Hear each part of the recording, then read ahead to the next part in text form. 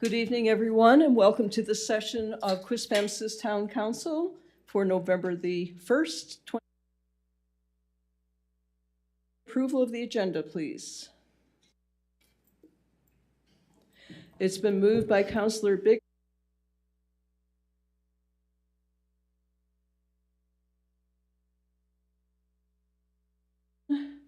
Please vote now.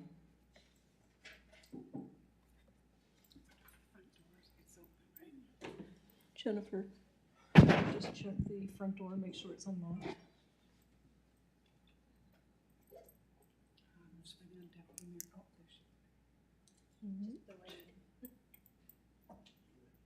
Motion carried 7-0. I'm sorry, 6-0. Looking from a distance. This evening, I would just like to say that I'd like to thank everyone in the community for a fun and creative Halloween this year. We had a terrific event here at the Arts and Culture Park on Friday, and of course, lots of candy and treats were handed out last night in our neighborhoods. By all accounts, everything went well in a somewhat closer to normal year than what we've had in the past couple. That being said, please continue to take all the necessary precautions like washing your hands and stay safe as we move into the colder months. Last Friday, Mayor Nancy Grant of Rossley and I were honored to receive the first poppies for the Kennebecasis Legion Branch 58 to kick off the Legion's 2020 Poppy campaign. I would like to encourage everyone to wear a poppy as we respect our veterans, remember those fallen, and recognize all who continue to serve our country. As usual, poppies are available at the Legion office on the Mar Road, at many local businesses, and right here at the town office here in Quispamsis. We have 2 formal Remembrance Day ceremonies on November the 11th in our communities. This year, the indoor ceremony will be held at the Q-Plex with doors opening at 10:15 and the ceremony commencing at 10:45. An outdoor ceremony will be held at the Rossley Cenotaph at Rossley Common beginning at 10:45. As we are now into November, I want to remind you that the 24th annual Kennebecasis Valley Santa Claus Parade will be held on Saturday, November 26th. It begins at 6 p.m., starting at Kennebecasis Valley High School and ending at Rossley High School. Also, November is Crohn's and Colitis Awareness Month in Canada. As a show of support, the town hall is lit up with red lights joining other landmarks around the country. More than 5,500 New Brunswickers live with Crohn's disease or ulcerative colitis. Finally, I would like to thank members of council, our hardworking staff, the town staff, and all who followed last Tuesday's special meeting of council as we held a full day of deliberations for the 2023 budget. Our budget has not yet been finalized because we have not received the final budget for the Regional Services Commission or other components from the New Brunswick government, which will have an impact on our numbers. We will provide that information once we receive it. Thank you. And this evening, I'm going to ask Councillor Donovan to please share the treaty acknowledgement and moment of reflection. We would like to respectfully acknowledge that Quispamsis exists on the traditional territory of the Wolastoqiyik, Maliseet, and Micmac people whose ancestors along Passamaquoddy tribes signed peace and friendship treaties with the British Crown in the 1700s. We would like to take this moment to pay respect to the elders past and present and the descendants of this traditional territory. We would also like to take this moment to reflect on our solidarity and support for the people of Ukraine, acknowledging that Canada has the 3rd largest Ukrainian population in the world behind Ukraine itself and Russia. And may we remind ourselves of the important work we have before us tonight. May we make good decisions without prejudice or bias, and always in the best interests of our community, which we are here to serve. Thank you, Councillor Donovan. I'm looking for any disclosures of interest.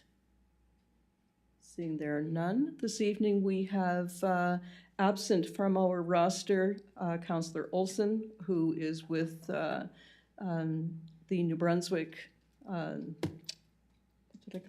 Recycle New Brunswick, thank you. And also Councillor Luck is online this evening as well. For presentations, we have none. This evening, we do have public hearings. And would you like to speak first? Is it Jennifer? Yes. If you'd like to come to the podium. Ms. Jarvis, on behalf of the town of Quispamsis, you had some further information that you'd like to provide.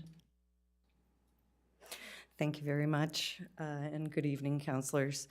This evening, I'm bringing forward to speak about a public hearing for 169 Vincent Road, and I do have 3 points of clarity that I would like to make before we start. The first point is the staff report does reference 5 key points in the municipal development plan that we use regarding increased densities. We use these points as a guideline when we're considering an increase to densities. A comprehensive hydrogeological study is required as under the municipal development plan under those key guidelines. So I would like to change the staff recommendation to a comprehensive hydrogeological study instead of an abbreviated. And to that, we would also like to change the storm water management plan from an abbreviated to a comprehensive one as well. It's in interests of the best interests of the community. And third, during my final review, it was realized that there was an additional variance that is required. Now, as you're aware, this file did go before the Planning Advisory Committee, and they have provided their support. However, that's not in considering this other variance. So we do have to bring the file back to PAC for another variance that's regarding the frontage. And I can speak further to that later on if you wish. However, this letter of support is only supporting the one variance that PAC was aware of. So I would recommend that we provide first reading tonight if that is council's wish, and then perhaps do second and third reading at a subsequent meeting to allow PAC to weigh in on that next variance. Thank you very much, Ms. Jarvis, for that additional information. Are there any questions at this point regarding that? Otherwise, we will go on with the, we'll go forward. We're going to go forward first, and then questions will be asked later. Thank you. Number 6A, we have a rezoning application, R1 to R2, 169 Vincent Road, PID number 248518, proposed development of 4 4-unit terrace dwelling units for a total of 16. In attendance, we have Mr. Andrew Dunn, applicant. This evening, I don't see Mr. Toole or Mr. Moore from Moore Surveys and Engineering. Or I guess that would have been Mr. Toole from Don Moore Surveys. So the staff report, application, and background documents are what we have. Would you like to come forward, Mr. Dunn?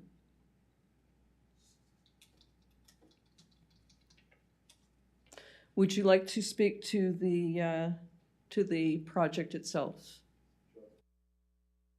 Increased density, and I guess possibly some other variances to allow 16 units on this property. No. Deputy Mayor, if you had a question? Sorry? If he's finished, then there is speak and then council speaks Okay. after that. Okay, thank you. Is that the extent of your presentation this evening? Okay, I'm going to go to the public forum then and ask if there's anyone who would like to speak for or against the project before us. Okay, if you'd like to come forward and please give your name to the clerk. Come to the podium, please.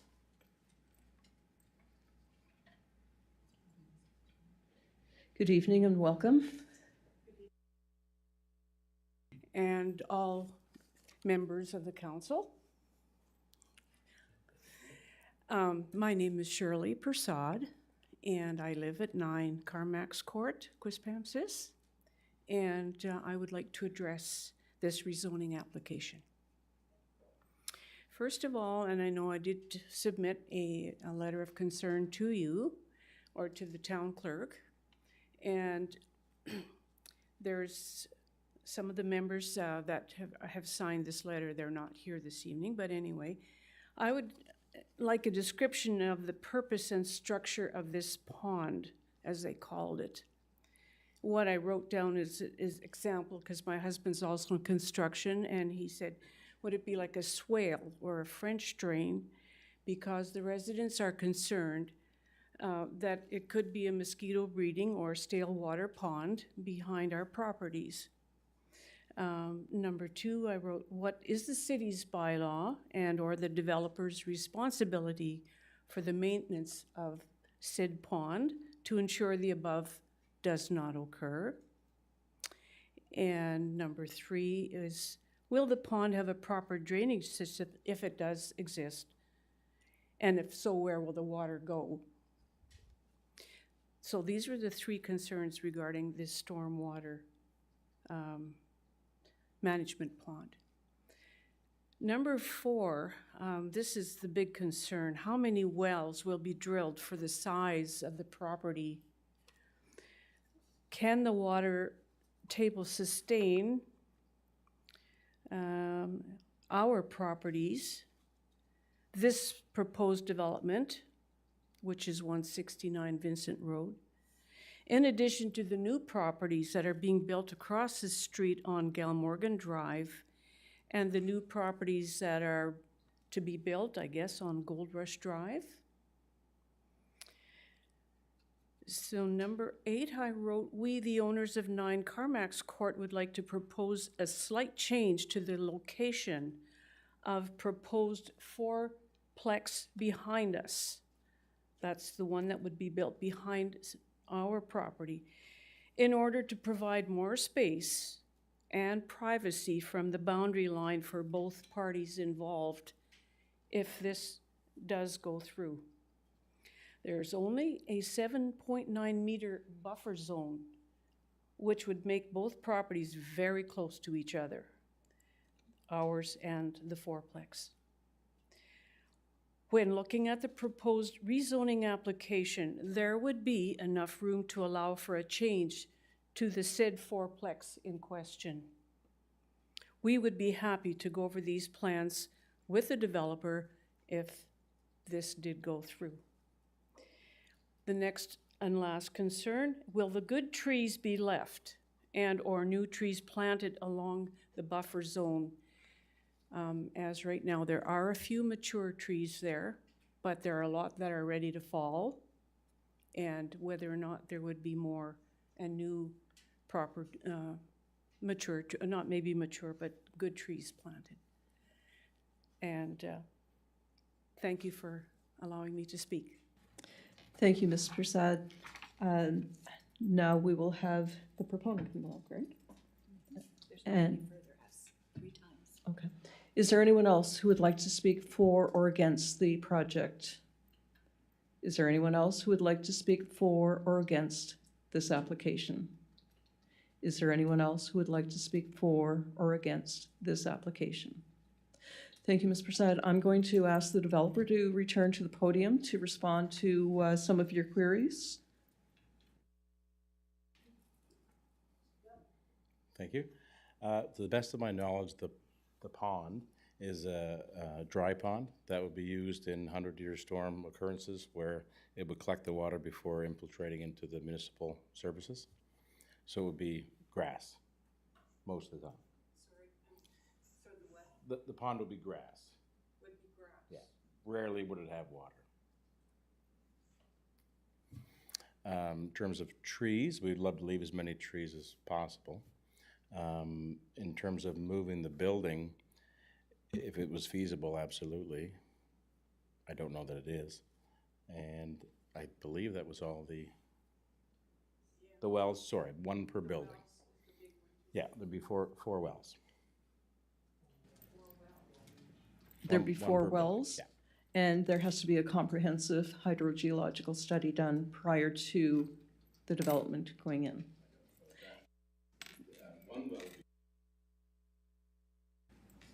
So I think what we heard was that this is going to go back before the Planning Advisory Committee on these particular issues of the wastewater management and the wells.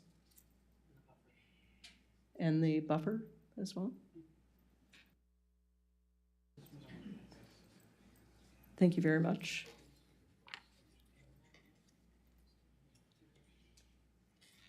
I'm going to ask Mr. Colburn to speak. He is our planning officer. Thank you, Your Worship. So I will, through you, to the residents and the letter that was submitted, and as well as I'll build on Mr. Dunn's response. So I'll just go through the letter and just add some additional information. So the pond is basically it's a depression in the ground that is normally grassed to ensure it's stable. The sides are stable and there's erosion control. So the intent of this pond is to hold water in significant rain events. So 1 in 100 year storms. So the way these are designed is designed for 1 in 100 year storms plus 20%. So what happens in these events, these ponds hold water. They have basically restricted outlets.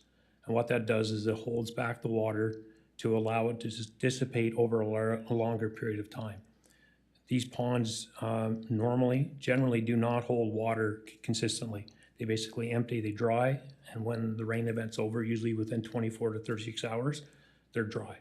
Right? That's the way they're designed, so they're not holding water. They're a detention pond versus a retention pond. A retention pond continually holds water. There are several of these throughout the town. They're becoming more common with the increase in frequency of rain events. And at this stage, that's how they're functioning, and we're finding that they do release the water and just become dry at the end of the events. The responsibility to maintain this will be on the property owner, in this case, the developer. There will be a development agreement that the property owner developer has to enter into that will indicate the responsibility and the onus to ensure that the stormwater detention pond is maintained and is properly functioning, and any issues that would arise in terms of if there are stagnant water, that there would have to be measures taken to address that. So that goes into a development agreement between the town and the developer and is a binding agreement. Where does it flow? So the water in this case would be directed towards the wetland area that's behind this property. So it would flow into an existing natural drainage area. And it would be designed to ensure that it limits the impacts on that particular area. So you want to get it close as possible as to what currently happens on the property. The question was with respect to wells. As Mr. Dunn has indicated, he's indicated 1 well per building. The project will require a comprehensive water study. So what that involves is 2 wells are drilled on the property. 1 is a pumping well and 1 is a monitoring well. They're pumped for probably a minimum of about 24 hours at a particular rate. The specifics of that are provided by the province. So the province provides guidelines that are followed by the well drillers and the people and the professional engineers who do the study. So depending on the size of the development, the number of units, they drill, they pump the well for a particular period of time at a particular rate and determine how far the drawdown is in the monitoring well, as well as the pumping, and the time it takes for it to come back up. So that will identify if there's connectivity between the wells, and from that they can also gauge what impacts that would have on adjacent wells. They also have to pull all the well logs for all the properties within, I believe it's the range of about 250 meters. So they would pull all the well logs and they would get a sense of the depth of the wells, the well yields, and if there are any concerns that have been identified through the well drilling process that may have an impact in this particular area in terms of servicing the water. So the comprehensive hydrogeological study has to be completed, submitted to the town, meet the requirements in terms of being able to provide water of sufficient quantity and quality prior to the issuing of a building permit. So if there are concerns that are identified in that report, then the developer would have to address those concerns and provide mitigation measures before building permits are issued. So that is something that's done by professional engineers, and it's also governed by provincial regulations on how that's done.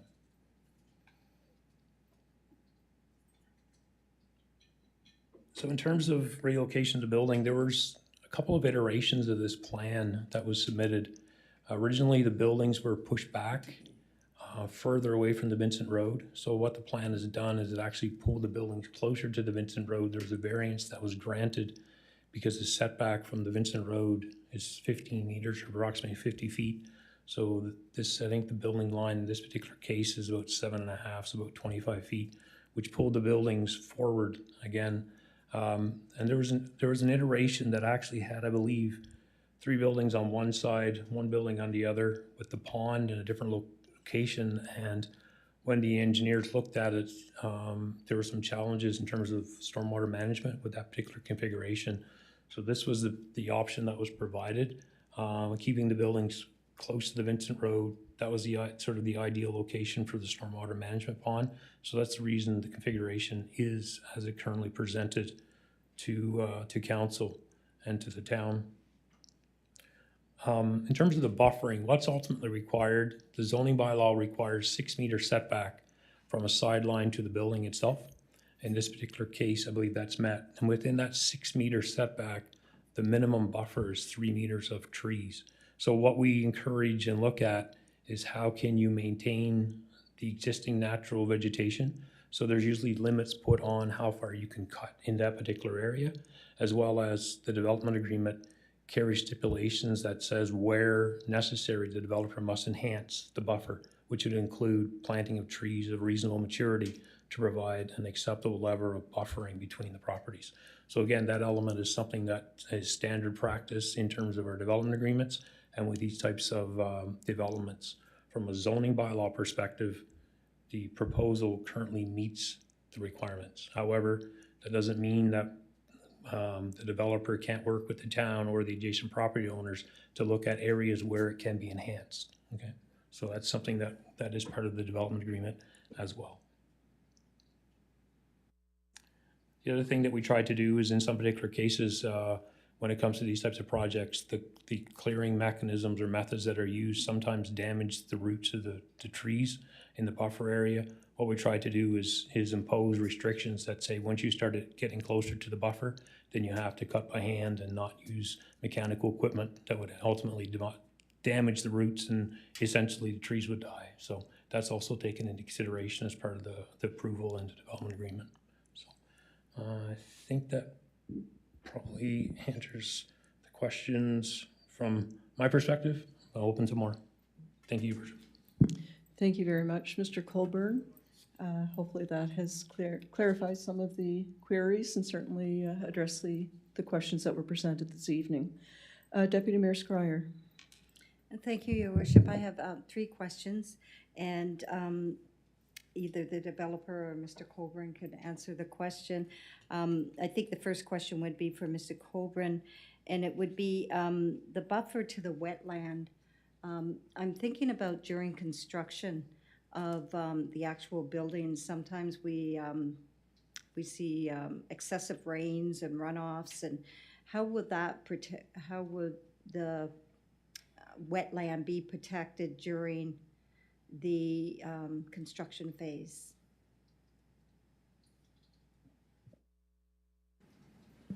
Mr. Colburn, please. So this development is adjacent to a wetland, and it's also sort of a 30-meter buffer.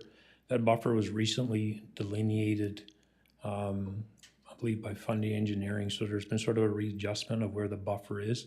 The actual layout of the property of the proposed development is outside of that buffer area. So it's outside a 30-meter buffer.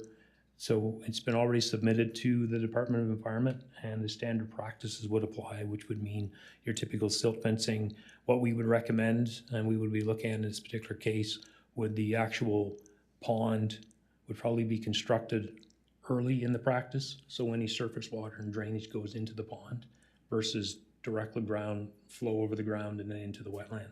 So that's something that we would obviously include in our development agreement as well. And it's just from experience from other developments, as you've indicated. And once you start having bare ground, rain, you know what happens. That sounds, that common sense to me, that new way of doing that, doing the detention pond first. My question for Mr. Dunn is this on a slab or are there basements in the buildings? Mr. Dunn, would you please come to the mic? Thank you. These are all on slabs. No basement. And my last question, Mr. Dunn, is on the map, there's that, the map that we have shows 4 buildings and then sort of shows the roadway, and then I think it might be that green spot, or I'm not sure what that other, oh, that's the pond. Oh, in the back, okay. Now, Councillor Thompson just mentioned that's the pond. I didn't realize what that was on the picture I was looking at. And my last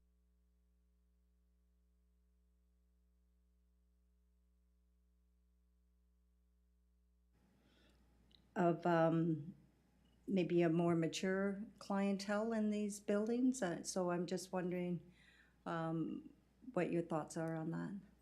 That would be the goal, yes. Okay, thank you. Are there any other questions for Mr. Dunn or for our planning officer? Once the public hearing is called and you've been asked 3 times if there were any other questions, but certainly I think Mr. Dunn is open to discussing some of your concerns with you at some point, as he has indicated. Councillor Miller, please.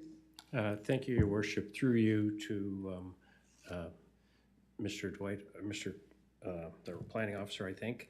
When we say it needs to go back to PAC for a different variance, maybe I just missed what it was. Yeah, could we maybe describe what that is? Thanks. Ms. Jarvis. Thank you, and through you. The variance that was realized after the fact is the lot width variance. So the overall width of this lot is larger than the width that is abutting Vincent Road. So if we do the calculation, it's in the report, and it says that we need 40.5 meters plus 7.5 meters for every unit over 3. So that's 40.5 plus 7.5 times 13, coming up with 138 meters. So what is available currently is 94.6 meters. So they would require a variance of 43.4 meters, equaling 31%. So it does need to go back to PAC. It was an oversight, and so that to see if they would support that variance. So that's really why it needs to return to PAC, is just for that. Thank you. Thank you, Ms. Jarvis. And Mr. Colburn. Through you, Your Worship. Yeah, so the reason that Ms. Jarvis has recommended potentially first reading is just to bring it back to PAC, because the staff report indicates that PAC supports the development. They supported it based on the information they had. They haven't had an opportunity to consider this variance. So I think it would be reasonable to simply bring it back prior to getting into second and third reading to make sure they have an opportunity to review it, and then again provide their recommendations and back to council. So and the other item we take into consideration is it's the lot width, but also the lot area. So in some cases you can have a narrower lot, but it's longer. So it actually gives you the reasonable amount of area to support such a development. That's the other thing that would be taken into consideration by the Planning Advisory Committee. Thank you. And I will go to Councillor Luck, who is virtual this evening. Councillor Luck, please.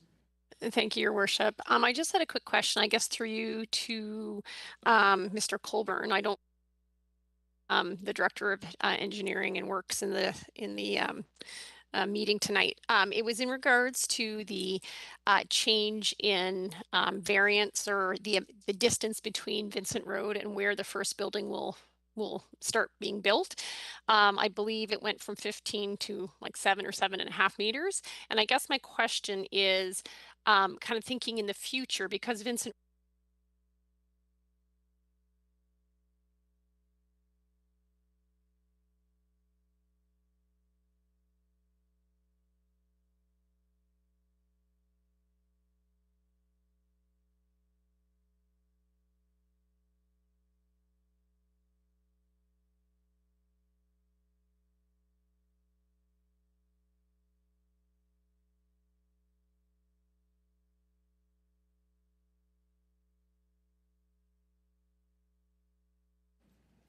Thank you, Your Worship, through you, Your Worship. Thank you, Councillor Luck, for the question. We have looked at that particular right-of-way width, and we have considered active transportation in terms of if there's additional sidewalk or bicycle lanes or those types of things. And based on our review, it would fit within that 20-meter right-of-way.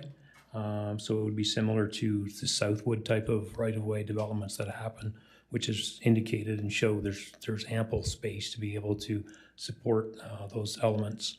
Again, we would review that as we go through this process, but at this point in time, engineering and planning don't have a concern with the ability of the right-of-way as it currently exists to support those elements moving forward.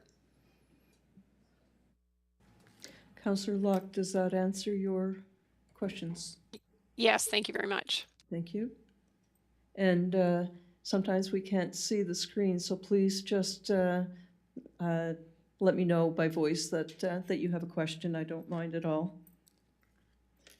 So the next part of this public hearing is to, I guess we're going to go through the PAC reviews, or are we clear on They'll that? be coming back again, so maybe. Okay, so we can move to first acknowledge reading? receipt and yes.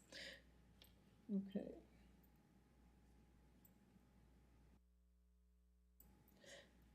So we can acknowledge receipt of PAC's written views. Deputy Mayor Scryer? Yes, Your Worship, I'm prepared to put a motion forward, but I just wanted to make sure I'm clear on the process, that we actually vote in favor for, or does it go, I mean, we give first reading, however, with the additional asking it to go back to PAC? Wouldn't we just ask it to go back to PAC? I don't understand why we're doing first reading. I will go to the clerk for this. Yes, until it receives 3 readings, it wouldn't be valid. So it could receive first reading and refer back to PAC for consideration of the road frontage variance. Thank you, Your Worship. So I'm ready to make that motion.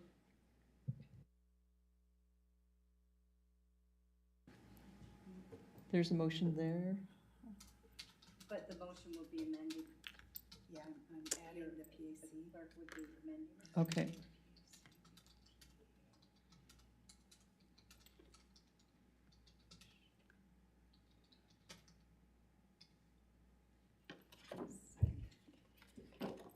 And could we have a seconder, please?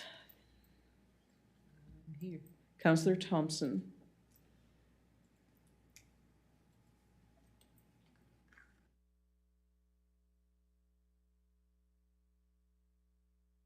Okay.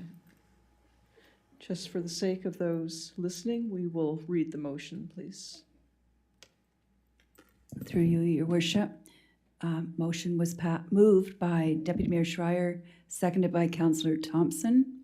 First reading be given to proposed zoning bylaw amendment number 38-40, which would rezone the property identified as PID number 00248518 with civic number 169 Vincent Road, consisting of approximately 1.7 hectares with access off a private lane off Vincent Road from single and two-family residential to multiple residential, subject to the terms and conditions of a Section 59 development agreement. And also, at this time, the proposed amendment be referred back to PAC for consideration regarding the road frontage variance.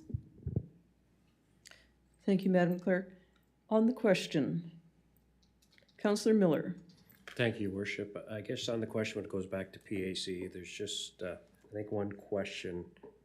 If there is a possibility, I know we've heard some response from our planning officer as well, but if there could be any adjustment to moving that a little bit farther to away from the houses as discussed. So just to, if they could double check that when they're doing that. Thank you.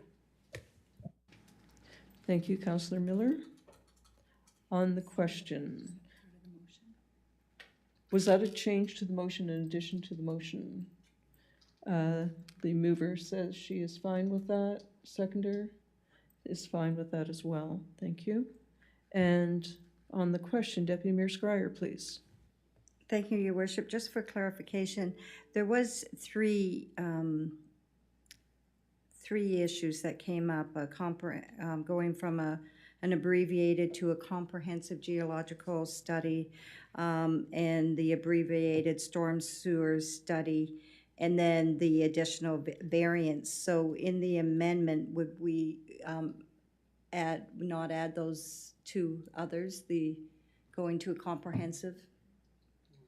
That would be in the amendment or in the motion. Thank you. Thank you. We will add those for the comprehensive studies of the hydrogeological, the water management, and the setback. Was that the? Yes, the variance. And the variance. Mr. Colburn. Through Your Worship, we will confirm those other items with PAC back when we go back through the process. Thank you, Mr. Colburn. On the question. Don't see any hands up. Thank you. Please vote now.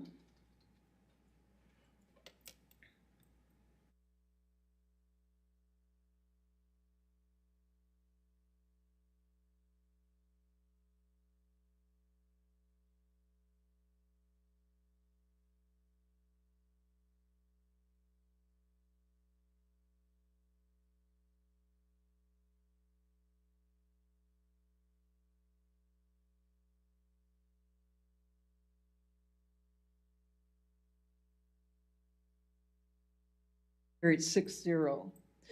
Thank you, and thank you for being here this evening.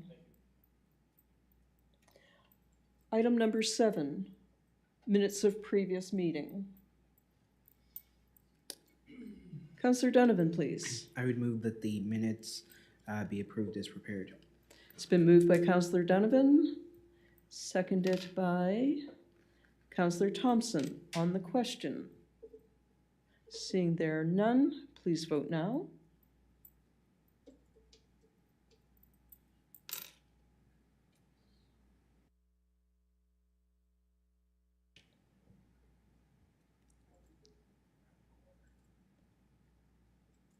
Motion carried 6-0.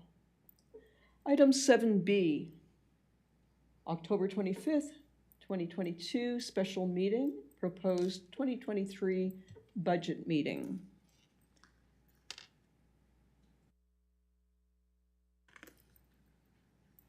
And Councillor Donovan. I would move that the minutes of the October 25th, 2022 special budget meeting be approved as prepared. Thank you. It's been moved by Councillor Donovan, seconded by Councillor Bigger. On the question. Seeing there are none, please vote now.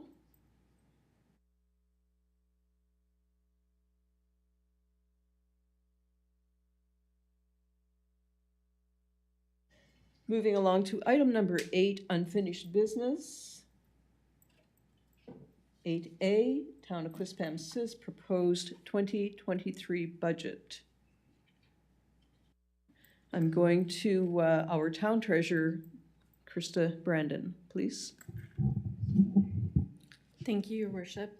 So when we left our special meeting of council with our budget meeting, council had made their motions and administration took that back to re-update the budget as per those discussions. In the meantime, while this was happening, there was still the Regional Services Commission budget to be agreed on, and there've been some other changes that have come from the province, some of them as late as around 4:30 this afternoon. So I would just kind of like to go through that quickly and then potentially have a motion to defer our 2023 general operating and general capital budget to the November 15th meeting. But with our utility fund, none of these changes would impact that. We would be able to move forward if it's council's wish to do so, to go through and approve the operating budget for 2023 and the capital budget for 2023, and we could also start to do the bylaw review that we need to do with that. So I just wanted to update council just with what kind of came out around 4:30 today, was that the property tax reductions that the province had put forward before have been announced today that they are going to be accelerated. So what that means is that the province had been slowly reducing their provincial portion of the non-residential. So we had accounted for 2/3 of that. What they're saying now is that they're going to do that adjustment full on this year, so for 2023 budget. So if council will remember, we had through motions agreed to adjust the ratio on the non-residential from 1.5 to 1.55, and that's being included in our budget that we had presented today, but that included the province's provincial portion not being reduced as significantly as it is going to be. So what that means with where we are right now in our budget is that if we were to leave the ratio at the 1.5 times our residential rate, what that would mean is that non-residential property holders would probably see a 3.4% increase to their property taxes, where our residential customers are seeing 7.5%. So we quickly did some numbers between when the meeting started and when we got this information at 4:30. So they are kind of quick preliminary numbers. And what that means for us as far as revenue is about $54,000 in some revenue there. If we were to change it to 1.6 times the ratio, like 1.6 times our residential rate, that would equate to about a 5.2% increase over 2022 for our non-residential property holders. And again, the residential increase is about 7.5% over 2022. If we raised it to the full 1.7, that would take our non-residential property holders to about an 8.6% increase, with again our residential customers seeing 7.5%. So I just wanted to put that information out there so that you kind of knew where some of the changes were coming from. And again, the province has given us the ability to adjust this ratio because of some of the reductions that they've done on their side, as well as reductions to the core funding and equalization grant that will be eliminated over the next 5 years. And we can see in 2023, we've already seen a 20% reduction in that grant to us. So again, just based on some of this information and the Regional Services Commission, the budget was defeated at the meeting that they had on Wednesday, I believe. And again, this is in the process of us updating all of our information. At this time, there's all of these things kind of happening outside of what we can kind of control with creating and getting our budget approved. So again, because of some of those things, we'd just like to defer this item to come back to the November 15th. But I would look if council has any direction on if they want to adjust the ratio at all. I would take any sort of motions or anything for that so that we can come back with a proper document for you. Thank you. Thank you very much, Ms. Brandon. And I'm just watching the screen as well to see if there's anyone with their hand up. Don't see that. I will go to Councillor Miller, please, our chair of the Quispamsis Town Finance Committee. Thank you, Worship, and thank you, Ms. Brandon, for that updated information from an hour and a half ago, or 2 hours ago.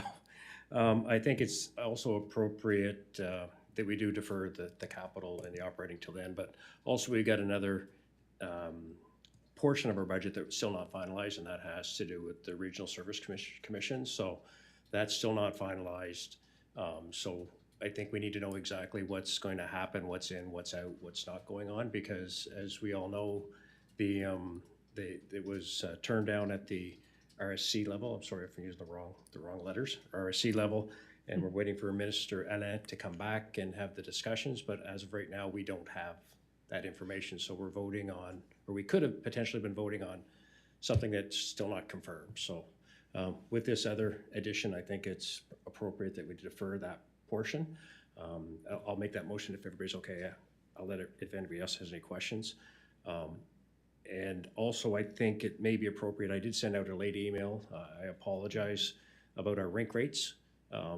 It's not big as far as monetarily. Could we just go, you've made a motion? Oh, sorry. Could we just go with the motion first and then you can discuss the other? Oh, yes, sorry. So I'd like to move to defer the operating and capital portion, general operating and general capital portion to the next meeting, November 15th, please. Thank you. It's been moved by Councillor Miller, seconded by Councillor Donovan to defer the operating and capital budgets to November the 15th meeting. On the question, Councillor Luck. Thank you, Your Worship. First, I wanted to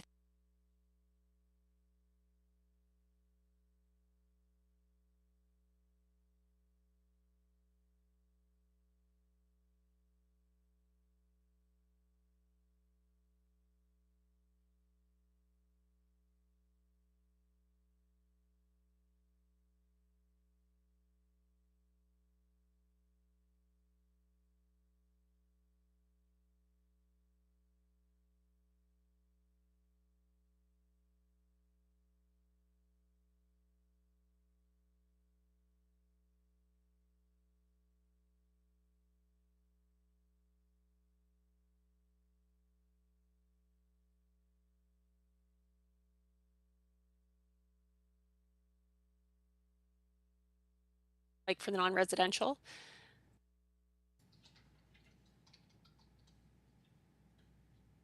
I don't know if that makes sense. Just 1 second. Ms. Brandon, please.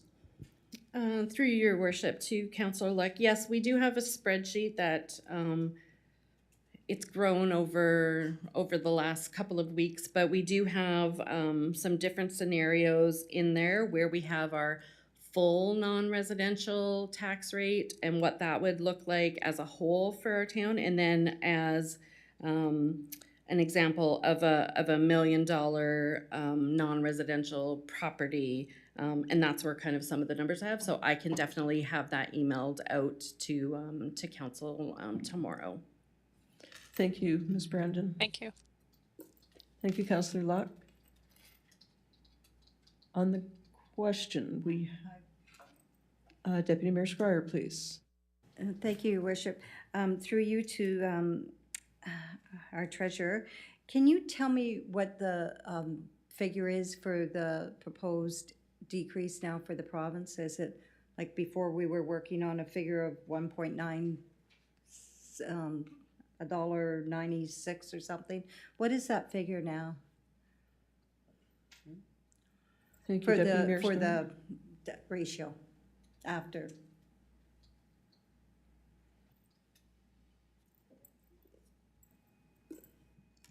Okay, so through your worship to Deputy Mayor Squire, so what the provincial portion of the number would be 1.856.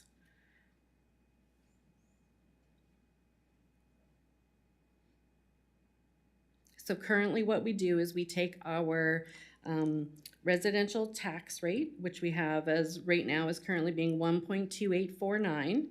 We've applied the ratio to it, so at the 1.55, and that takes us to 1.9916. And then you would add the 1.856, which is the provincial portion of that, to then get a non-residential rate of 3.8476.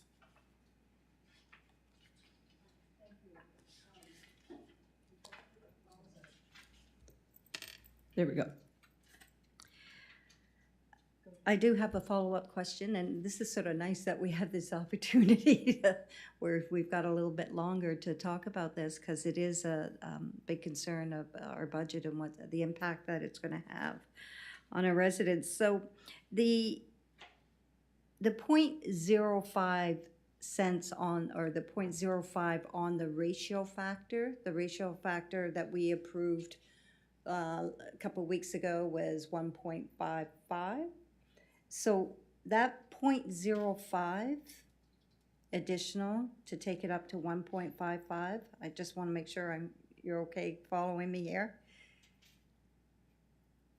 What does that equate to in dollars? The 0.05, because it says that the community funding equalization grant was decreased, and that the purpose of the increase in the ratio was to replace the difference of the reduction in our community funding and equalization grant. So I'm looking for the dollar figure. Okay, so just, I'll remove myself from the chair. We do not receive any equalization grants, and the core grant, which was about $120,000 last year, has been reduced to, I think it's $91,000 this year, and will go down by 20% over the next 5 years until it completely vanishes. So I will let Ms. Brandon, our treasurer, again, address that question.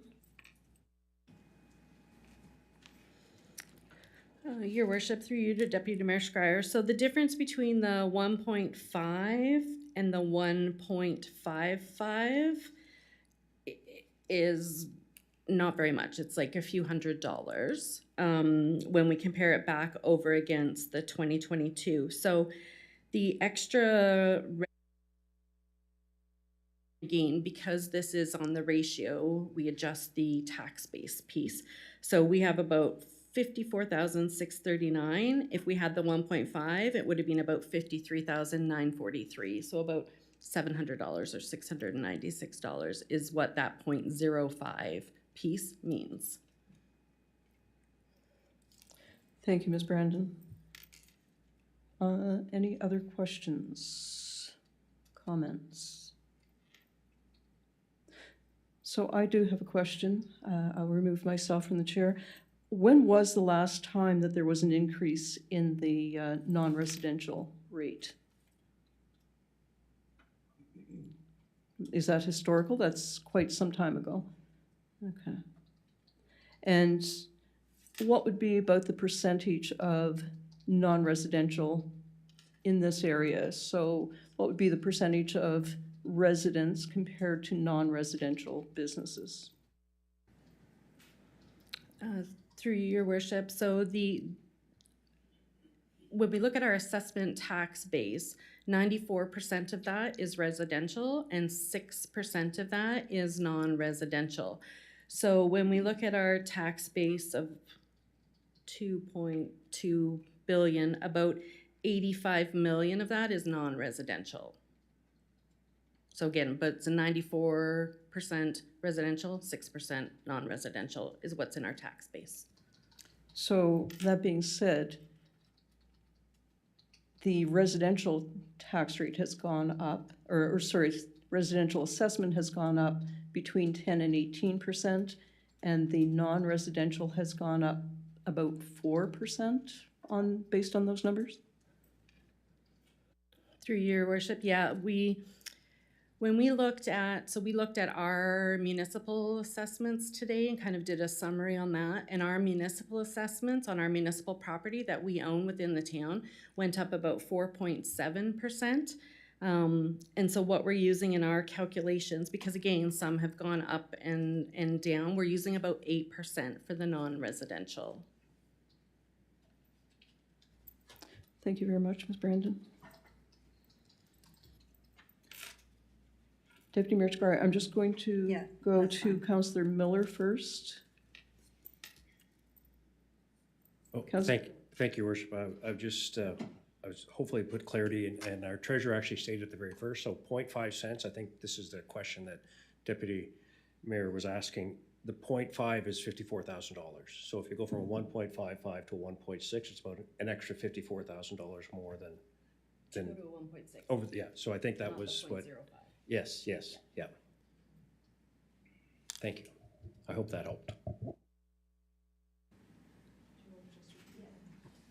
I don't think we heard it over here, if you wouldn't mind. Oh, I'm sorry.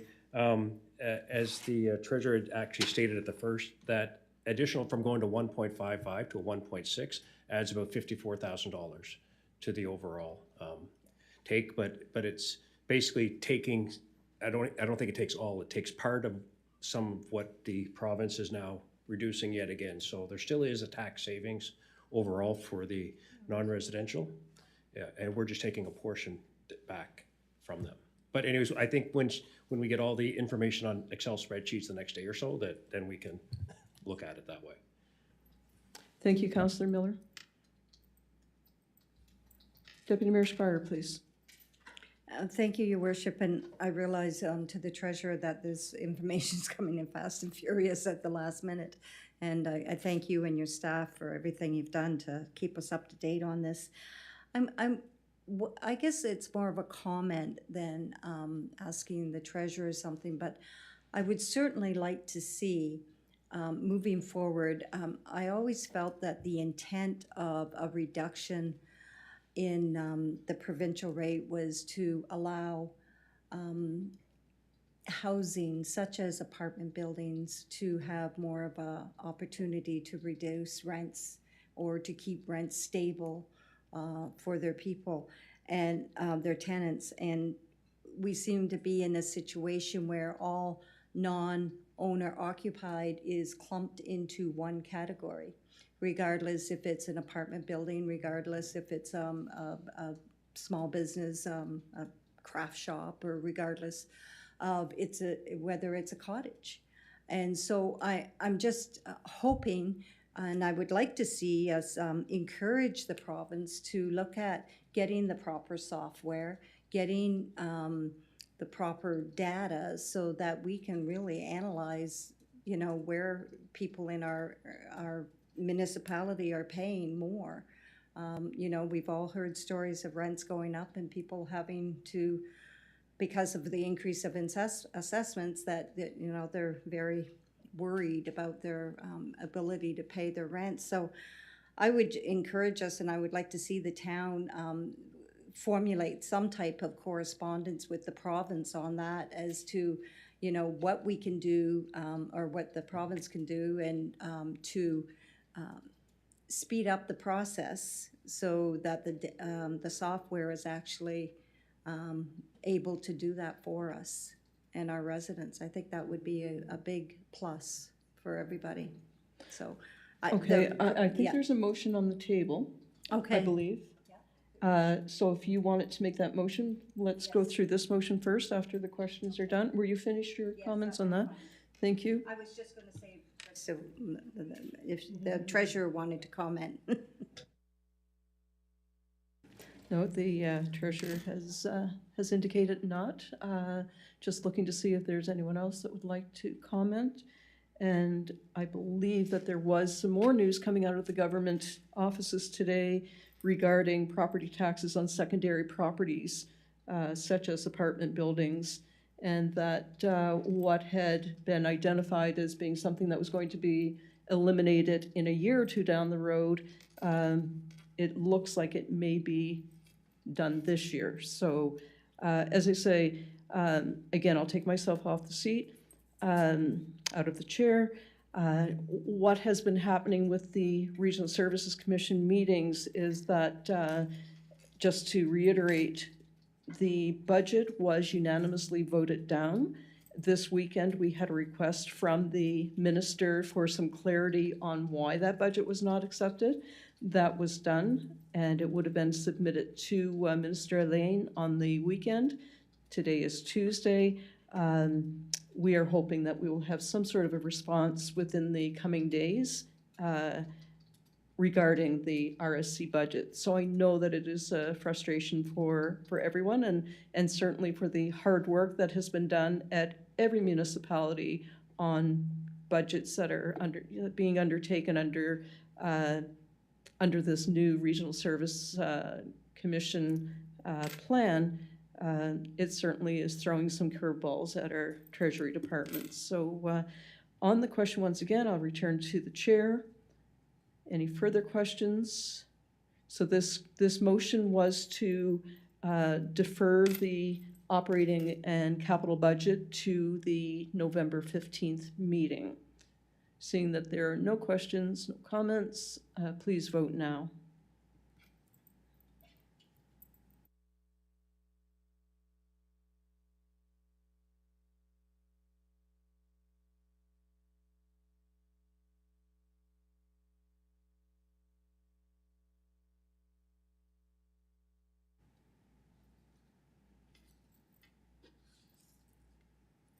Moving on to,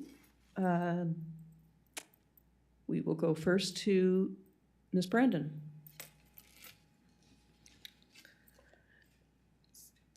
Through your worship. So just before we get on to the utility piece, I just wanted to just kind of reiterate or just bring to the forefront something that I had talked about before. So we had talked about earlier this summer how we had kind of pre-approved some items within the 2023 budget so that we could get those kind of on the queue and ordered because of the lead times were longer than the year. So what we'll be doing is after we've gone through this budget into next year, when we're looking at what's there in 2024, we'll then bring forward a separate budget to come forward with what on 2024 that we feel like we need to move on sometime before November of 2023. So we'll bring that back sometime in the spring of 2023. It just, if there is anything that has a longer lead time, just so that you know, we had talked about that approving 2 years worth of capital. We won't deal with it at this point. We'll deal with it later in the year once we have some more information. Thank you, Ms. Brandon. Councillor Miller, please. Thank you, Your Worship. Now that we've deferred that portion of our general operating and capital, there was one thing that it was late. I found this out late, but I'd sent an email out regarding rink rates, and I just wanted to bring that up. If ever, maybe we can do an email poll later if they're not agreed.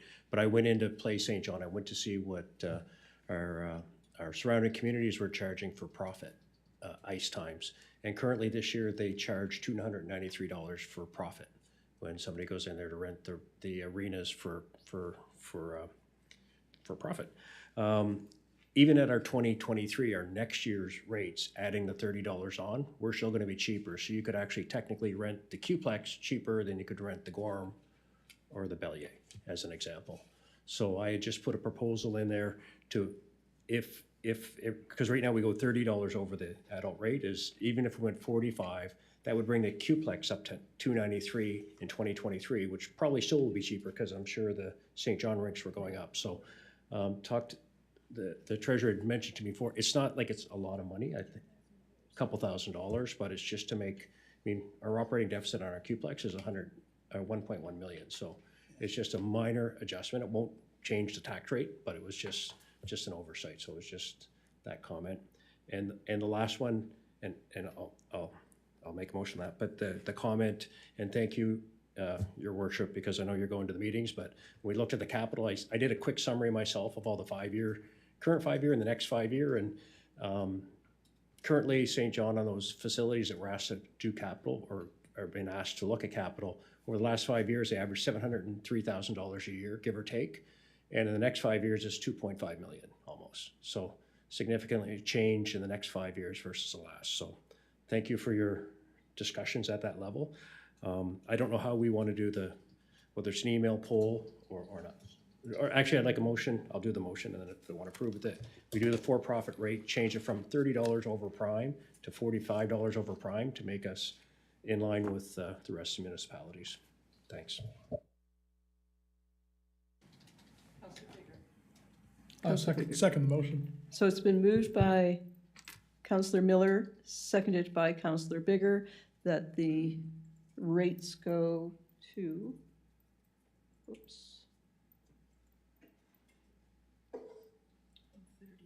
from $30 to $45 over. Any discussion on that on the question?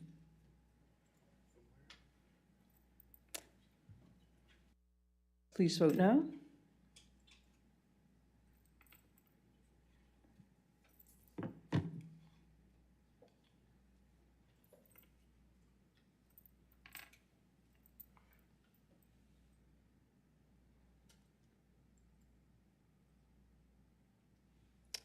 Motion carried 5-1. The nay was Deputy Mayor Scryer.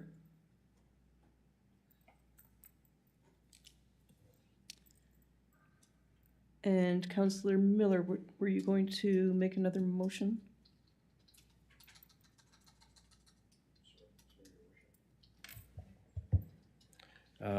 As discussed, we'll look at the proposed utility funding. I'll read the highlights first, Your Worship, as possible. Thank you. So in our 2023 utility fund budget highlights, sewer user rates will increase by $16 or 3.09% to $534 per equivalent unit per year.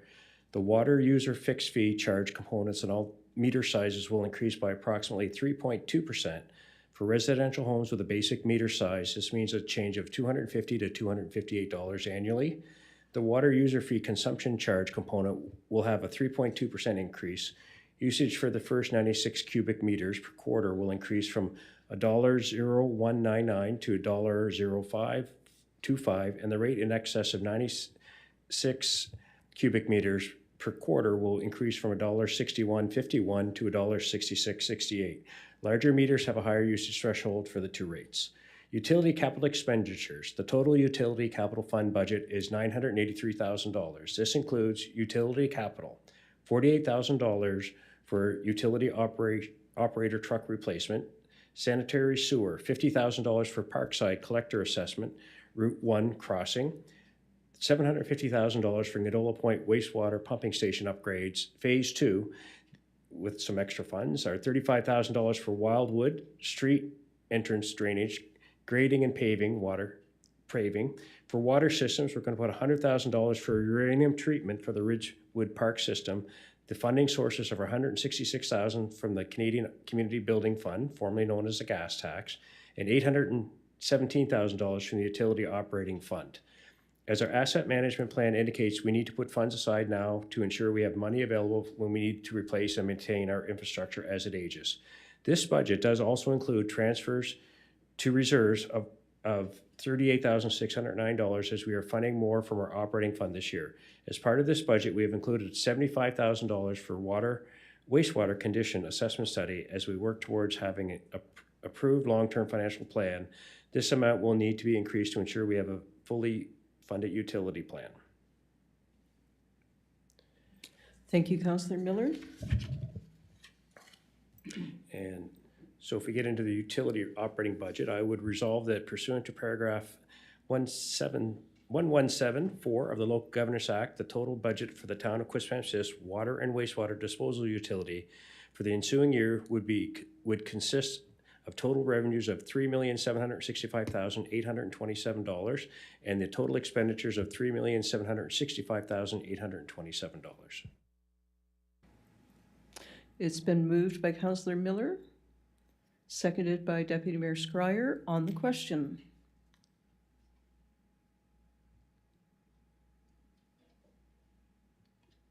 Seeing none, please vote now.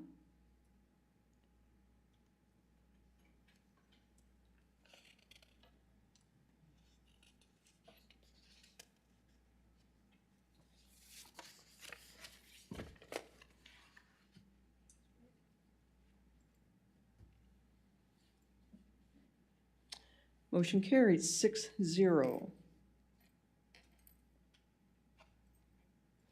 Moving forward, while we're still on the budget, Deputy Mayor Squire, did you have a motion that you were going to make? No?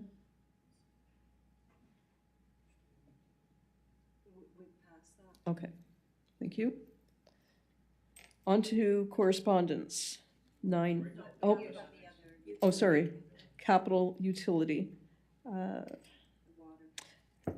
Budget approval, utility capital approval, staff report from town treasurer. Councillor Miller, please. Thank you, Your Worship. I would move resolve that the Council of the Town of Quispamsis accept the 2023 Utility Capital Fund budget as presented with a total of $983,000 in capital expenditures. Thank you. It's been moved by Councillor Miller, seconded by Councillor Bigger. On the question.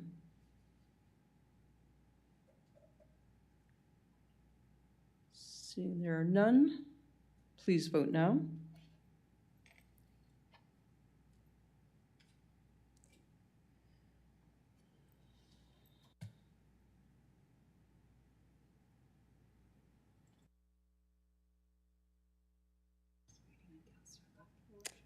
Councillor Luck, could you give us your vote?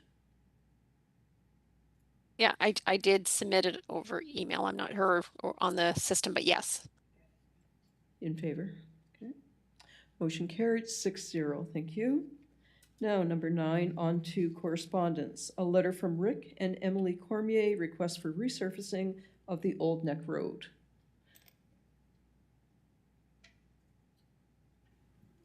Councillor Donovan. Thank you. I would move that the Cormiers be thanked for their correspondence and be informed the council is considering the inclusion of the Old Neck Road in its 2023 street capital program, pending the conclusion of a legal matter concerning this particular street.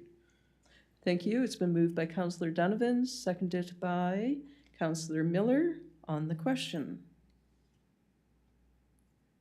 Seeing there are none, please vote now.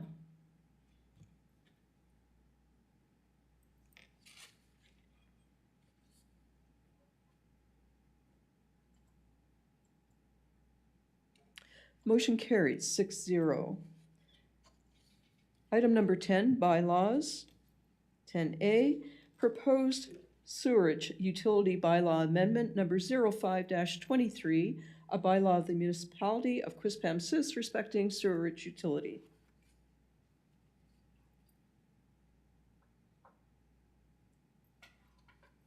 Councillor Miller, please. I would move first reading be given to the sewage utility bylaw amendment number 0523. Thank you. It's been moved by Councillor Miller, seconded by Deputy Mayor Squire. On the question. Please vote now.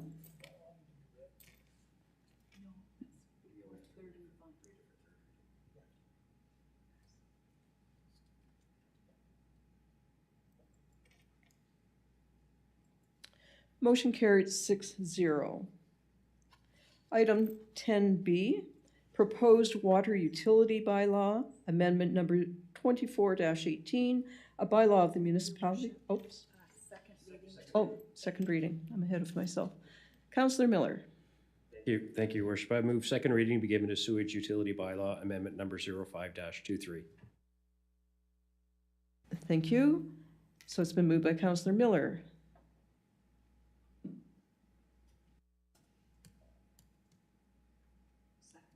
Seconded by Councillor Thompson. On the question, please vote now.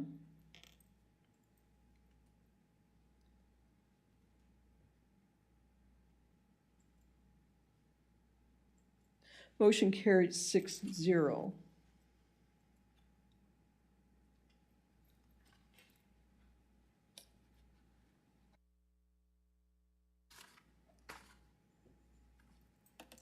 Sorry. Item number 11A, new business. There is no new business. Point of order, Your Worship, we still have item B. Sorry, You're eager to get off those bylaws. okay. Okay, my screen was a little confusing here. All right, Counselor Miller, please. Thank you, Your Worship. I'd move first reading be given to Water Utility Bylaw Amendment number 24-18.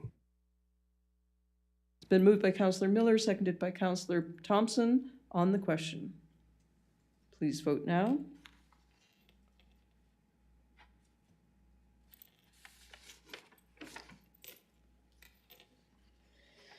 Motion carried 6-0.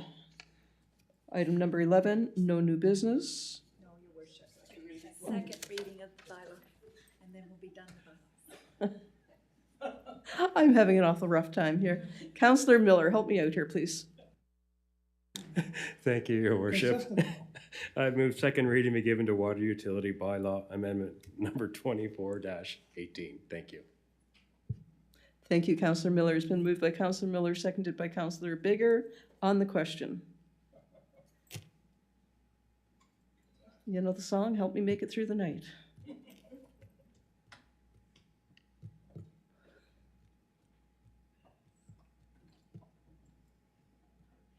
Motion carried 6-0.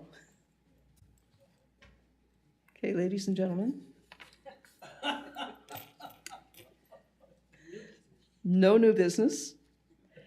On to reports. Item number 12. Counselor Bigger. Your Worship, I move that reports be received and filed. It's been moved by Counselor Bigger, seconded by Counselor Donovan. On the question. Counselor Luck, please. Oh, thank you, Your Worship. I just had basically two comments. First, I just wanted to refer to the report C, the letter that the mayors of Quispamsis and Hampton submitted. I just wanted to thank you and the other mayors for your continued efforts in trying to fight for what's right in terms of capital costs and removing the Trade Convention Center. So thank you for your efforts on that. And I also just wanted to make note of the letter by Minister Carr. I am happy to see that the that road kind of gravel has been somewhat rectified, and they don't see it being a huge issue in the past once things settled. And I'm not quite sure if when they were sweeping that, they swept Meehan's Cove, because I noticed that one was also swept. So hopefully that will be, less kind of messy and less dangerous in the future. So I just wanted to, I guess, give a shout out to the Department of Transportation for addressing that issue. Thank you. Thank you, Councillor Luck. And on that, the intersection at 119 and Meehan's Cove Road, there was a Q11 report filed on that. So whether it was the province or the municipality that swept that up, they did a great job, whoever did it. So kudos to them. And certainly if anyone has any requests that way, our Q11 works really, really well. Okay, so we have the motion to receive and file the reports on the question. Councillor Miller.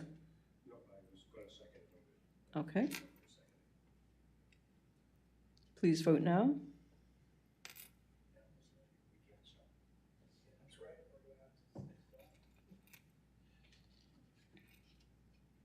Motion carried 6-0. Item number 13, business arising from Committee of the Whole. There was no Committee of the Whole this evening. Item number 14, hoping everybody has a good rest of your evening and that you find joy in the coming days. I'm looking for an adjournment. Councillor Donovan, moved by Councillor Donovan, seconded by Deputy Mayor Scryer. On the question, please vote now.